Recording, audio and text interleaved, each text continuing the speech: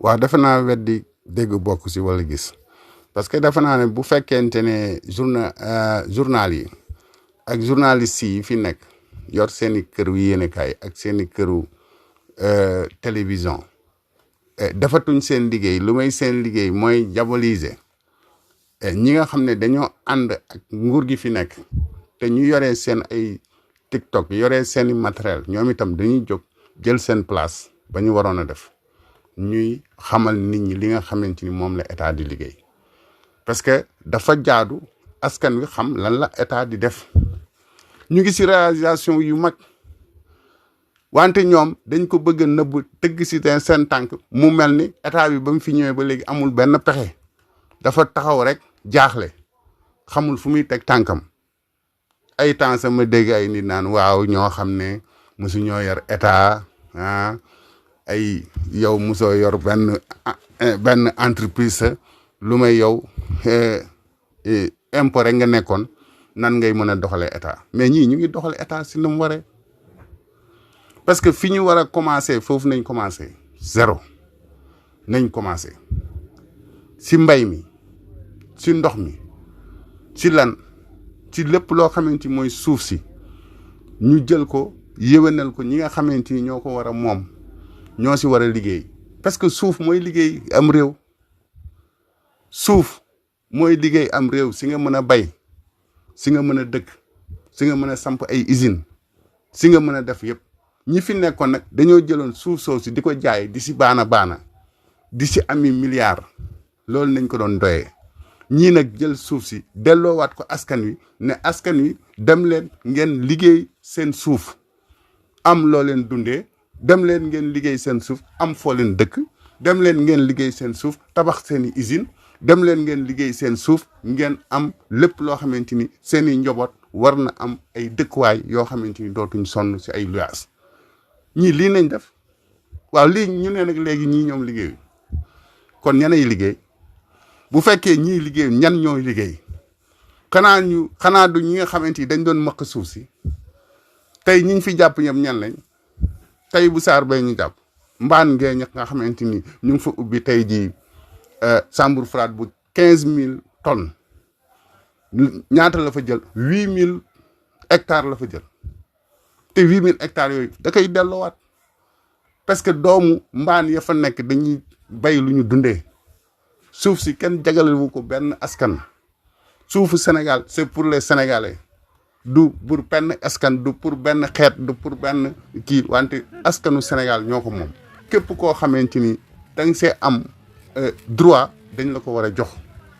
moo xam da nga siy bay moo xam da nga siy dëkk moo xam da nga siy construire ay usines di si liggéey loolu ndaw ñi loolu yëpp dañ la see war a jox nga bay en tant que un citoyen sénégalais waaye teg ko di ko baana di ko def suuf si liggs ba nga xamante ni tey jii suuf si ay maanaam daal ay patron ñoom ñoo ko moom di ko joxante seen biir loolu dafa dagg dafa jeex képp ku xamante ni suuf soosu amoon na toj nañ ko jox ko askan wi nga xamante ni moo fi nekk waaw kon nag ñooñu ku ne liggéeyu yow yaa liggéeyul parce que li ñu tàmmoon moo amatul ñu wax nañ leen fi temps yi la rek kenn ku doon xëy di saaga Ousmane Sonko ndekete bañ ko vérifier dafa am fu ñu ko casé woon muy jot 450 000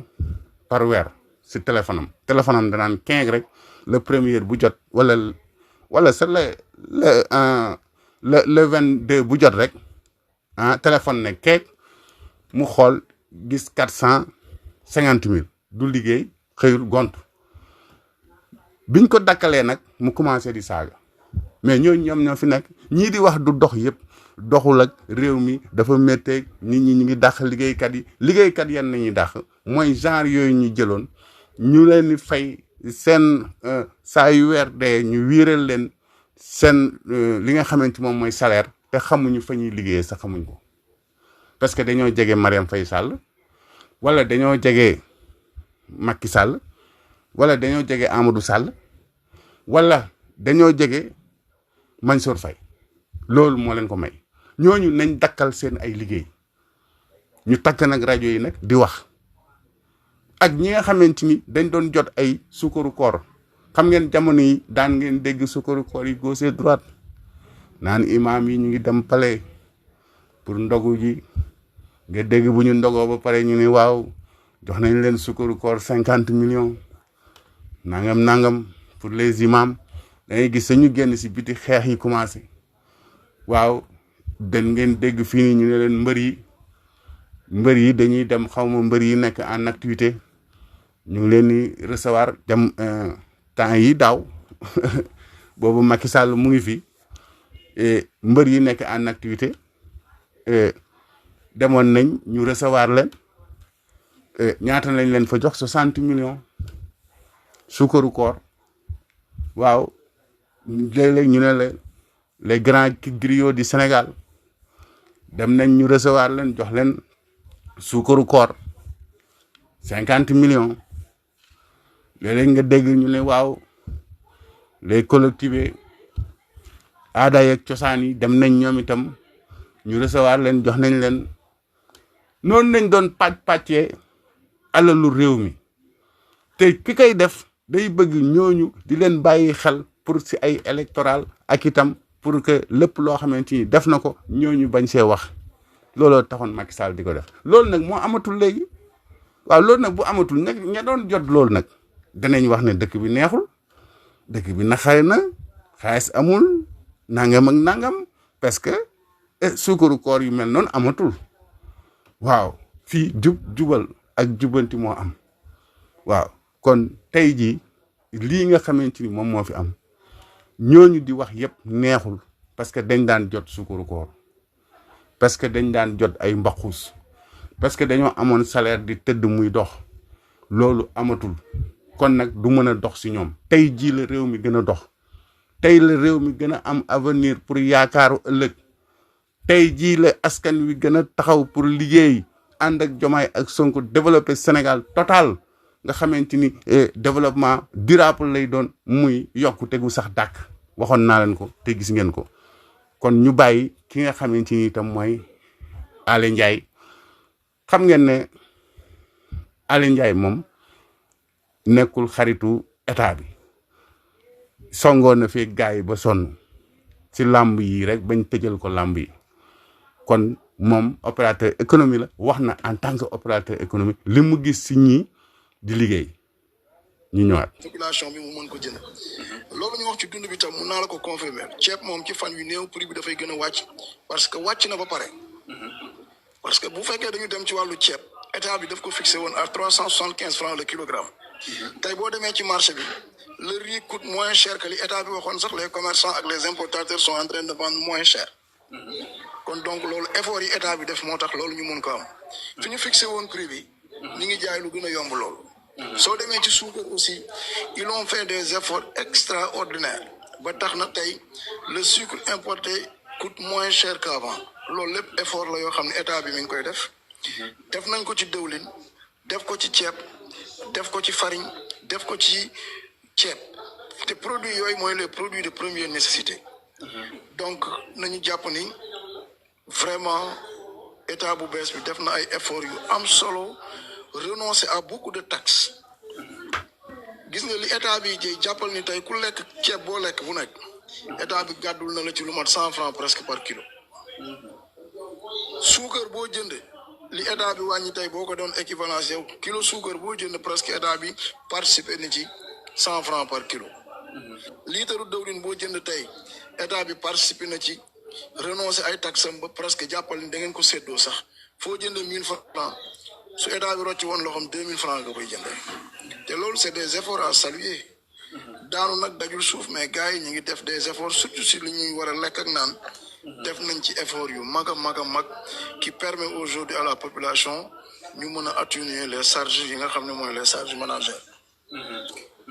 donc li nga wax ni am na solo c'est que sûr et certain mooy gars yi day gis nga commentaire ni sax donc mais lan moo tax gars yi man damay yónni ay nit ñu dem ci boutique yi commerçant yi di ma wax mais lan moo tax dans la tête des Sénégalais les gens pensent que ni affaire yi dafa cher te en réalité ci terrain bi affaire yi cherul. non affaire yi cherul am na beneen liggéey bu mag nag boo xam ni je pense que les contrôle de prix ak l'état war na ko def gis nga importateur bi aujourd'hui li mu wàññi sax mun naa ni le consommateur final du ko capter parce que boo demee ci boutique bi jaay muy boutique Pël Fuuta bi wala boutique koñ bi moom dafa bëgg di jaay prix ba état bi waxoon nga xam ni ñun actuellement man importateur état bi dafa waxoon naa jaayee benn saaku ceeb par exemple benn tonne ceeb à 375 000 francs la tonne pourtant tey man boo ma fayee 315 000 francs ma jaay la tonne wàññi naa ci man importateur wàññi naa 60 000 francs ci par tonne bu nekk ci li ma état bi waxoon wàññi naa ci 60 000. 60 000 boo ko doon diviser par 20 sacs jàppal ni presque mooy sac bu ne wàññi naa ci 3 000 francs kon consommateur final bi loolu dafa waroon répercuté wu ci moom maanaam bu demee ci boutique bi man li ma wàññi en tant que importateur moom consommateur final bi daf ko war a capté waat mais malheureusement boutiquier wala détaillant yi dañuy dem jënd lu gën a yomb loo xam ne nii la leen état bi waxoon ñu jënd ko dañuy jënd lu gën a yomb ba pare di jaayee prix yi nga xam ne mooy prix yi fi amoon daaw wala daaw jéeg te loolu état bi moo ci war a gën a vigilant avec les services du commerce ñu def des contrôles pour wax leen ni leen prix yi wàññi na à l'import prix yi wàññi na ci demi grossiste bi wàññeeku na ci grossiste bi kon détaillant bi daf ko war a gën a wàññi. D'accord. c'est ça qui est important loolu contrôle la boo xam ni wala ñoom ñoo ci war a bàyyi xel wala état bi génnewaat beneen arrêté bu bees wax leen ni leen wàññiwaat leen prix yi ñu gën ko publier ba nit ñi gën a xam ni prix ceeb à l'état actuel dafa war a gën a wàcc. ok te loolu effort bi état bi def prix ceeb man je vous dis que ni actuellement dafa war a gën a wàcc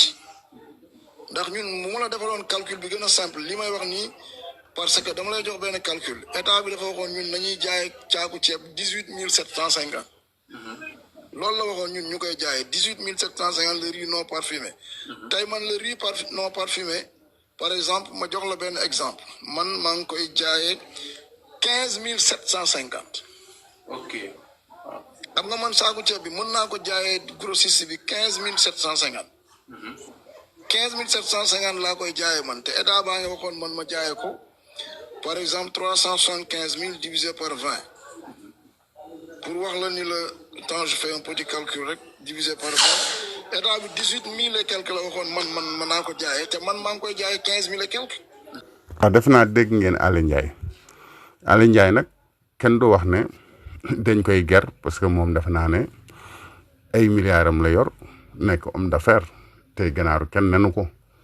te moom jubóowul ak sa régime bi fi nekk yéen dégg ngeen ba sonn biñ ko fi teree ay kii bërki dem rek nañ tëj làmb ji. kon bu doon ni parloo rek du wax lii mais dafa wax digganteem ak yàlla kon prix yi ñuy jaayee si bitig yi gën na wàcc lépp wàcc na actuellement kon nañ ko fixé ñu xool ñu bitig yi si quartier yi. la état waxoon sa nañ ko jaayee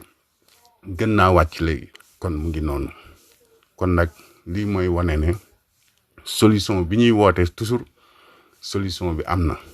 muy solution ànd ak nguuru Diomaye ak Sonko liggéey Sénégal di leen souhaiter bon lundi.